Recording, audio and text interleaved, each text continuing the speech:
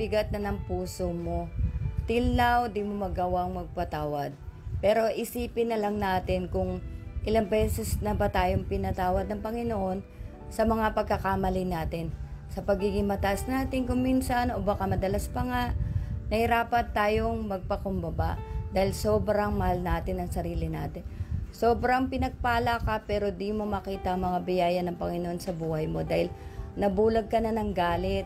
Maaring sa sarili mo, masasabi mo, mabait ka naman, wala ka nang gawang mali sa buhay mo, wala ka nasaktan.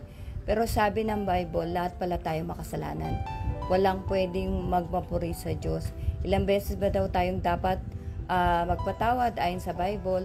77 beses. Mahirap maging masaya kung punong-puno ng galit ang puso mo.